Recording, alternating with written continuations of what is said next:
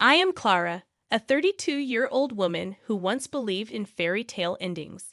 3 years ago, my life took an unexpected turn when I crossed paths with Mark, the man who would eventually become my husband. This is our story. A journey marked by love, trust, and eventual betrayal, all against the backdrop of what seemed to be a perfect marriage. It was just an ordinary Tuesday morning when fate led me to the corner cafe, engrossed in a John Grisham novel. Lost in the world of legal thrillers, I was interrupted by Mark's presence. He exuded confidence yet possessed a warmth in his smile that beckoned me in. "Hey, is that Grisham's latest?" he asked, nodding towards my book. His friendly voice, tinged with genuine curiosity, sparked a pleasantly surprising conversation.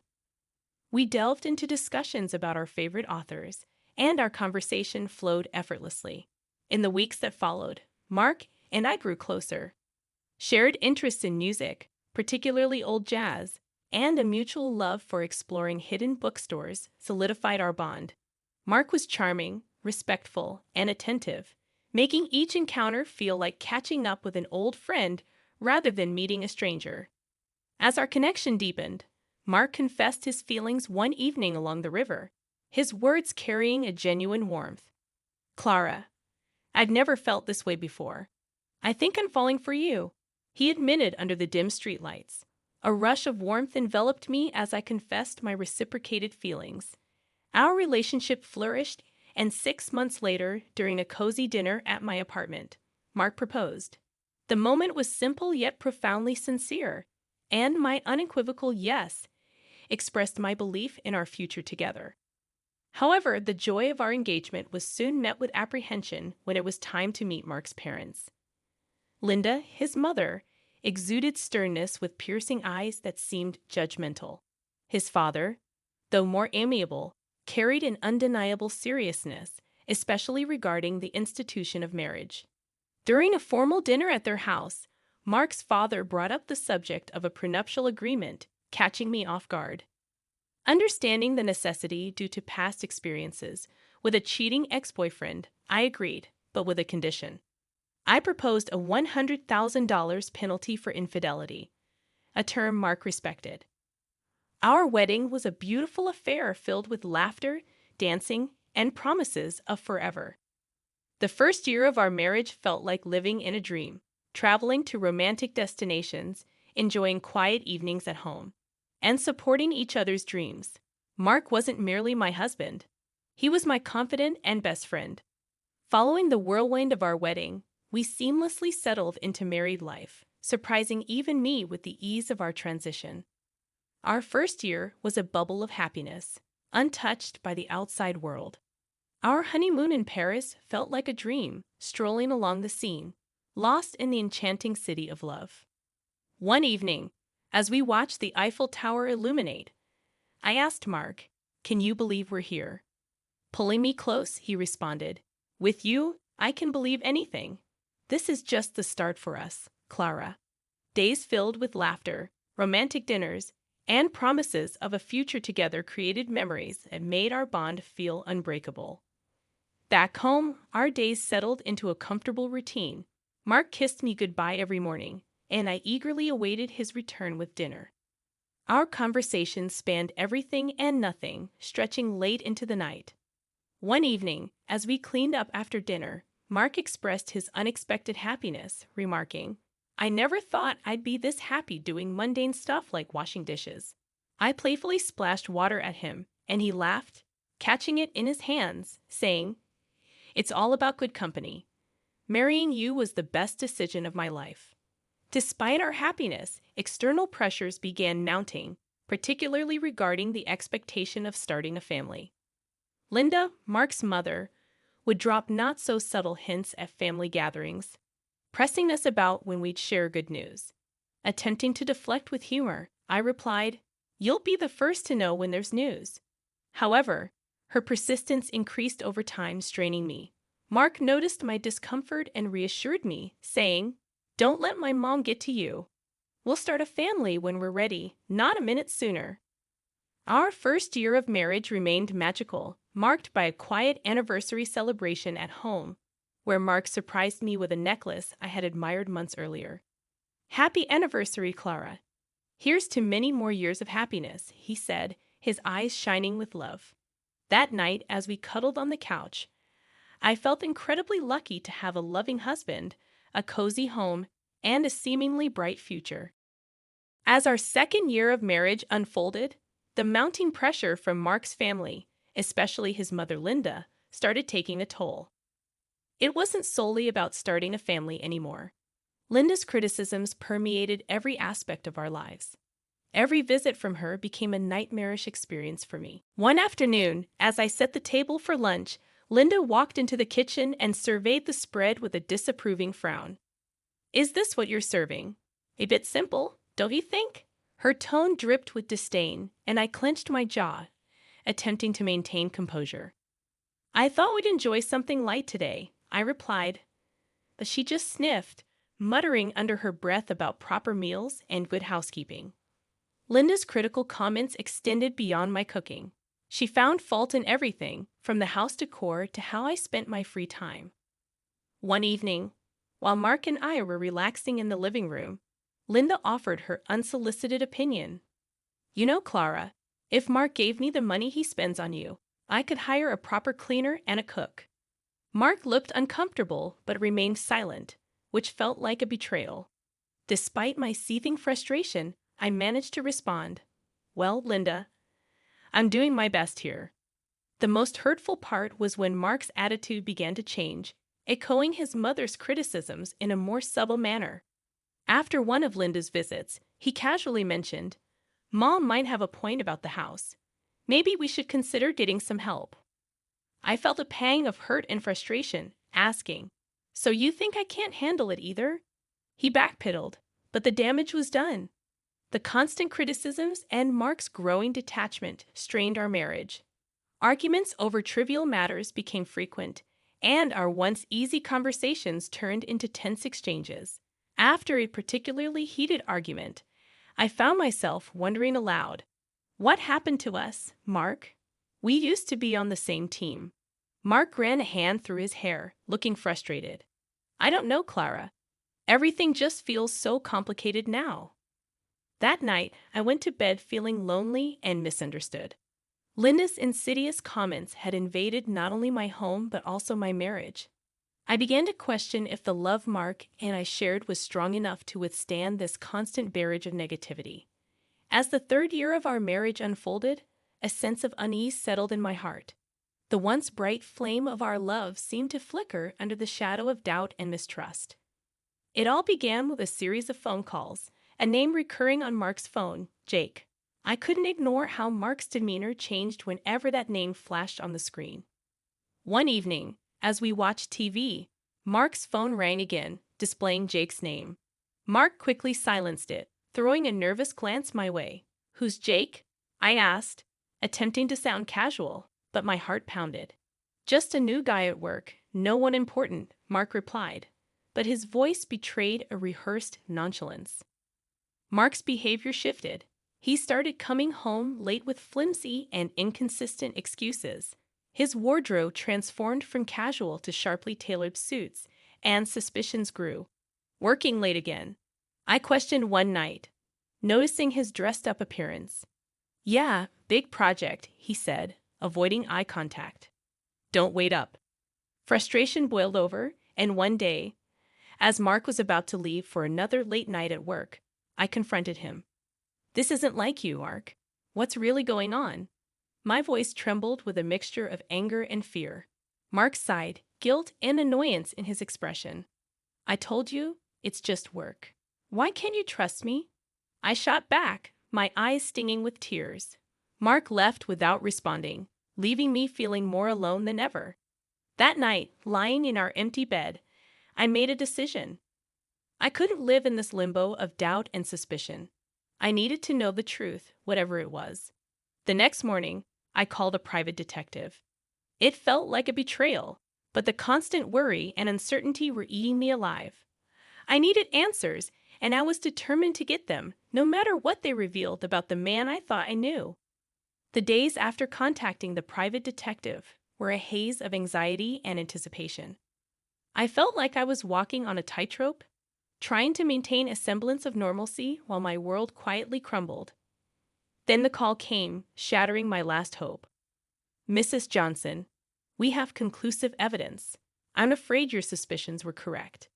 The detective's voice was solemn, heavy with the weight of the news. He explained that Mark had been having an affair. The mysterious Jake was, in fact, a woman. My heart sank as he detailed their meetings, providing timestamps and photos. It was irrefutable. I sat there, thumb in hand, feeling a mix of devastation and vindication. My worst fears weren't just fears anymore. Despite the cold, hard facts of Mark's infidelity, I decided to bide my time and gather more evidence before confronting him.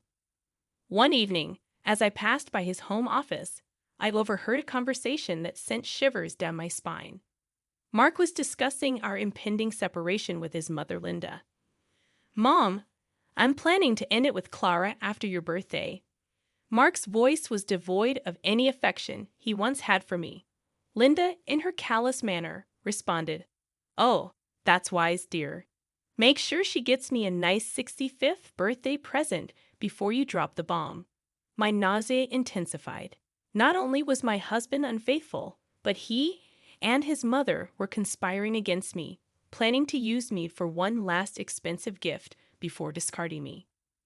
Fueled by anger and resolve, I decided to play along, pretending nothing was wrong while secretly gathering more evidence of Mark's infidelity. The detective provided me with photos, videos, and even audio recordings. Each night, lying next to the man who had betrayed me, a plan began to form in my mind. I would wait until after Linda's birthday, giving them the illusion of victory. When they least expected it, I would reveal everything and turn the tables. As Linda's 65th birthday approached, I put on a mask of ignorance, acting as though everything was normal. Inside, I was a cauldron of emotions, anger, betrayal, and a fierce determination to see my plan through. A few days before the birthday, Linda casually mentioned her upcoming celebration during a family dinner, anticipating a grand gift. "So, Clara, I'm expecting a grand 65th birthday. You must have planned something special for me," she said with a sly smile. Keeping my emotions in check, I replied with faint enthusiasm, "Of course, Linda. I've arranged a dinner at the city's most luxurious restaurant. It'll be a night to remember." Her eyes lit up with glee, unaware of the trap I was setting. "How wonderful! I can't wait. Just a small family gathering, right?" she inquired. "Yes, very intimate and exclusive. Just for close family," I confirmed, my words laced with hidden irony. Later that night, Mark approached me with a hint of suspicion in his voice. "That's quite a generous plan for Mom's birthday. Are you sure about this?" I looked at him, maintaining my composure, and replied, "Absolutely. It's a significant birthday, and I want to do something special for her." Mark seemed appeased, unaware of the storm brewing beneath the surface. But I could tell he was puzzled by my willingness to indulge his mother. As the day of the dinner drew near, I took care of the final arrangements, confirming the booking in Linda's name, rechecking the guest list, and ensuring everything was set for the grand evening. I played the dutiful wife and daughter-in-law, but beneath the facade, I was ready to expose the betrayal and deceit that had been festering in our marriage. The night before the dinner, lying in bed, I felt a twisted sense of satisfaction. I was hours away from turning the tables on Mark and Linda. They thought they were using me for one last benefit before discarding me. Little did they know I was the one controlling the game now. The evening of Linda's 65th birthday unfolded in a luxurious restaurant, every detail meticulously planned to reflect the grandeur of the occasion. As Linda reveled in the opulence, I played the part of the gracious daughter-in-law, masking my inner turmoil with a practiced smile. As the dinner drew to a close, the waiter presented the bill. $4,500. I reached for my card with a steady hand, my heart pounding in my chest. After swiping the card, I glanced around the table, seeing Linda's satisfied smirk and Mark's uneasy expression. "Thank you for such a wonderful evening, Clara. This is truly generous," Linda said, her voice dripping with insincerity. It was then that Mark leaned in, his voice laced with mockery. "By the way, Clara, I want a divorce." The words hit me like a physical blow, but I refused to let them see my pain. Seizing the moment, Linda chimed in sharply. "Well, then I guess you should leave. This is a family gathering after all." Without a word, I stood up and left the restaurant. With my dignity intact, despite the turmoil inside, I walked away. Pulling out my phone, I swiftly canceled the payment and blocked the shared account, ensuring Mark couldn't cover the cost either. Back at home, I packed my belongings quickly, the finality of my actions setting in. I was leaving this chapter of my life behind, stepping into an uncertain but hopeful future. Soon, my phone erupted with calls. I answered, and Linda's voice, shrill with rage and panic, filled my ears. The payment didn't go through. The restaurant staff called the police. "What have you done?" Her words were a cacophony of anger and disbelief, but I remained silent, letting her tirade wash over me. This was their doing, their betrayal and manipulation coming back to haunt them. After hanging up, I looked around the empty house, a place once filled with dreams and love, now just a hollow shell. I took a deep breath, stepped out the door, and didn't look back. Their calls continued, desperate pleas for help that I no longer felt obliged to answer. I had made my move, exposed their deceit, and now it was time for me to rebuild away from the lies and the pain that had defined my life for far too long. After leaving my marital home, I spent a restless night at a friend's place, my mind racing with what needed to be done next. The morning sun brought with it a sense of clarity and determination. It was time for the final confrontation.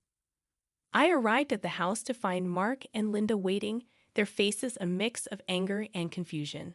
Clutching the divorce papers and the evidence of Mark's infidelity, I steeled myself for the battle ahead. Linda was the first to break the silence, her voice dripping with scorn. "So you've come crawling back after embarrassing us like that?" I met her gaze unflinching. "I'm not here to crawl. I'm here for a divorce." Mark, who announced our divorce a day ago, suddenly tried to win everything back. "Clara, can't we talk about this? It was a mistake, I cut him off, holding up the evidence. "Save it, Mark. Your mistake was ongoing and well documented." Linda scoffed, trying to regain control. "You think you can just walk away and leave us with nothing. You're nothing without us." I laid the divorce papers on the table. "Actually, it's you who will be leaving me with something.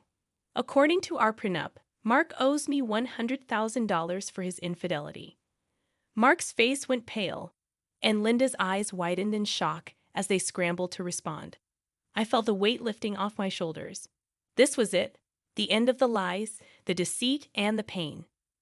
"You can try to fight this, but the evidence is clear. I suggest you pay up and move on," I said, my voice steady. Mark looked defeated, and Linda was speechless, her usual bravado gone. With no further words, I turned and walked out of the house, the door closing behind me with a finality that felt like freedom. The calls and pleas that followed fell on deaf ears. I had closed that chapter of my life for good. In the end, they paid. Mark had to borrow from his parents, but I didn't care where the money came from.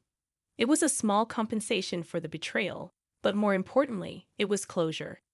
As I sat in the lawyer's office, signing the last of the papers, I felt a sense of peace.